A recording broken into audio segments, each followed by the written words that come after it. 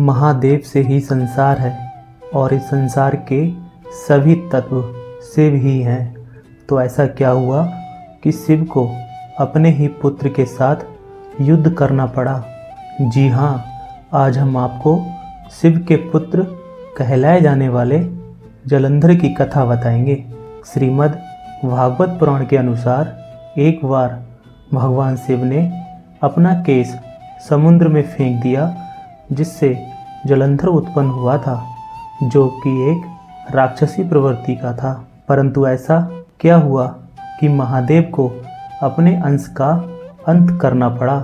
और तुलसी कौन थी, उसकी पूजा क्यों की जाती है, आइए जानते हैं इस कथा में। नमस्कार दोस्तों, हमारे YouTube चैनल अमृत बचन में आप सभी का स्वागत है।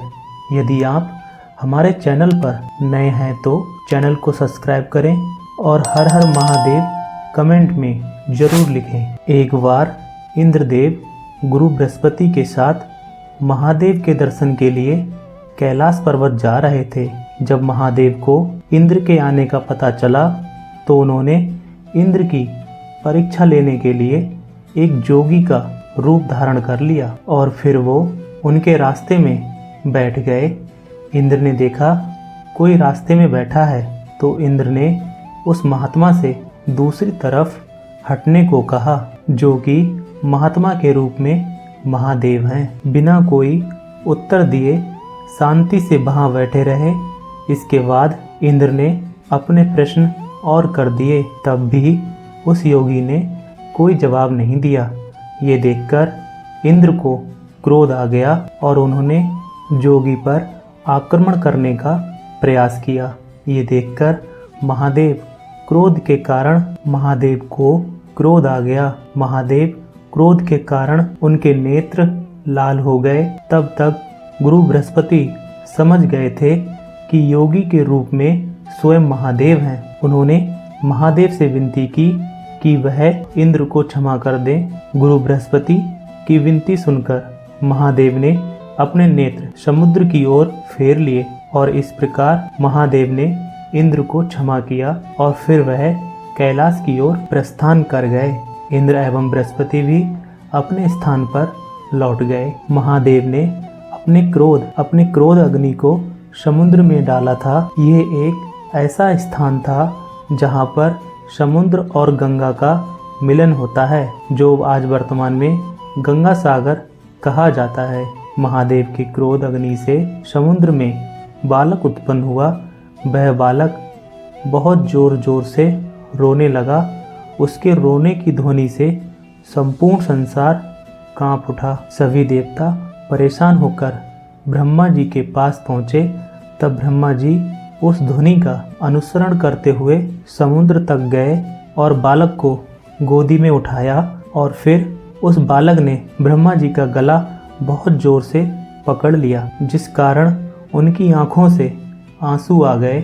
और इस प्रकार ब्रह्मदेव ने इस बालक का नाम जलंधर रख दिया। शुक्राचार्य को बुलाकर बालक का राज्य अभिषेक किया गया। समुद्र ने उसका पालन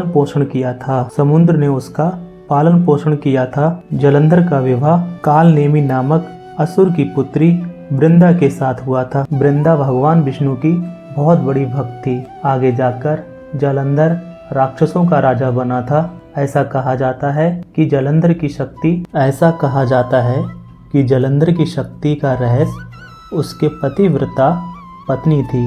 वृंदा के पतिव्रत धर्म के कारण जलंधर को कोई भी देवी देवता पराजित नहीं कर सकता था, जिस कारण जलंधर को बहुत अभिमान हो गया था। उसे लगने लगा था कि उस पर कोई विजय प्राप्त नहीं कर सकता। जलंधर ने अपने पूरे जीवन में बहुत सी गलतियां की, परंतु उसने सबसे बड़ी गलती की वृंदा के पतिव्रत धर्म की अवहेलना करना। वह देवताओं की पत्नियों को सताने लगा था।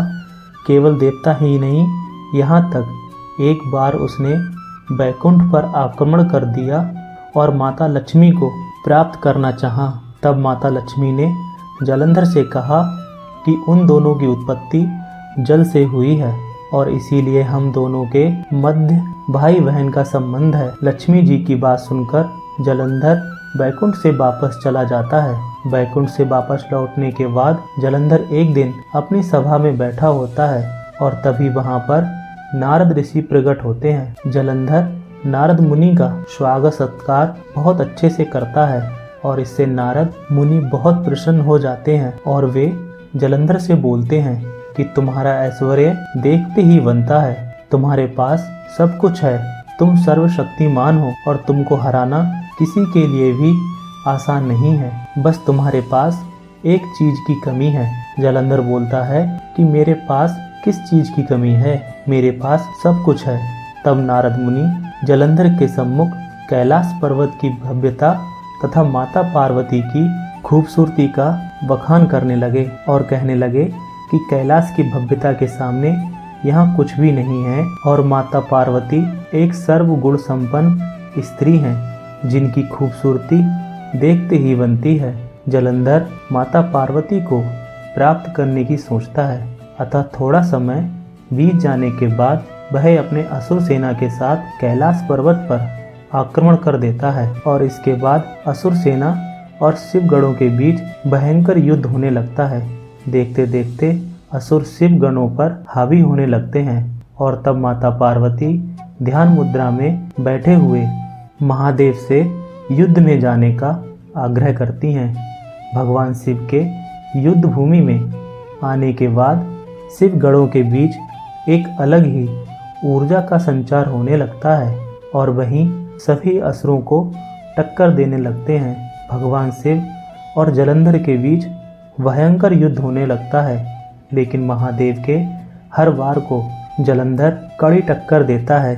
ये देखकर देवतागण एक योजना बनाते हैं तो जलंधर को पराजित आसानी से किया जा सकता है और इसीलिए वे सब नारायण के पास पहुंचते हैं, जिसके बाद नारायण जलंधर का रूप धारण कर वृंदा के पास जाते हैं और जब जलंधर के रूप में भगवान विष्णु वृंदा के पास पहुंचते हैं तो उसे ये लगता है कि सचमुच में जलंधर उनके पास आया है। वह भगवान विष्णु के साथ पत्नी जैसा व्यवहार करने लगती है, जिससे उसका पति धर्म टूट जाता है और कैलाश पर महादेव जलंधर का वध कर देते हैं। पतिव्रता धर्म टूट जाने के कारण वृंदा ने भगवान विष्णु को पत्थर बनने का श्राप दे दिया था। वृंदा के श्राप से नारायण पत्थर के बन गए थे और इससे सारा ब्रह्मांड उथल पुथल हो जाता है। तब सभी देवी देवता वृंदा से उनका श्राप वापस की विनती करते हैं, जिसके बाद वृंदा ब्रह्मांड की स्थिति को समझते हुए अपना श्राप वापस ले लेती है, लेकिन नारायण अपने किए से लज्जित थे और इसका पश्चाताप करना और इसका प्रायश्चित करना चाहते थे। वृंदा के श्राप को भी जीवित रखने के लिए भगवान विष्णु ने अपने एक रूप पत्थर के रूप में प्रकट किया, जो कि शालिग्राम कहलाया। नारायण को श्राप मुक्त करने के बाद वृंदा स्वयं सती हो गई और वृंदा के सती होने के स्थान पर तुलसी का पौधा निकल आया। तब नारायण ने तुलसी के पौधे को सबसे उच्च स्थान देने की बात कही और कहा कि देवी लक्ष्मी की तरह तुलसी भी मेरी प्रिय होगी, वह सदैव मेरे साथ रहेगी और मैं तुलसी के बिना भोजन ग्रहण नहीं करूंगा और इस कारण भगवान विष्णु के प्रसाद में तुलसी अवश्य रखी जाती है। बिना तुलसी के अर्पित नारायण को प्रसाद अधूरा माना जाता है। इस सब के बाद सभी देवताओं ने वृंदा जी की मर्यादा और पवित्रता को बनाए रखने के लिए उनके तुलसी रूप का विवाह भगवान विष्णु जी के शालिग्राम रूप के साथ संपन्न किया। इस घटना को याद करने के लिए प्रतिवर्ष एकादशी के दिन शालिग्राम जी का विवाह तुलसी जी के साथ पूरी विधि विधान के साथ किया जाता है। भारत के पंजाब प्रांत में वर्तमान जलंधर नगर जलंधर के नाम पर ही रखा गया है। जलंधर में आज भी असुर जलंधर की पत्नी देवी वृंदा का मंदिर मोहल्ला कार्ड किशनगंज में स्थित है। मान्यता ये है कि यहाँ पर एक प्राचीन गुफा थी जो कि सीधे हरिद्वार तक जाती थी। माना जाता है कि प्राचीन काल में इस नगर के आसपास तालाब हुआ करते थे। नगर में जाने के लिए नाव का सहारा लेना पड़ता था। तो एक बार फिर हमारे साथ बोले हर हर महादेव और नारायण नारायण। इस वीडियो में इतना ही। अगर आपको वीडियो पसंद आई हो तो लाइक और शेयर अवश्य करें और हमारे चैनल को सब्सक्राइब अवश्य करें।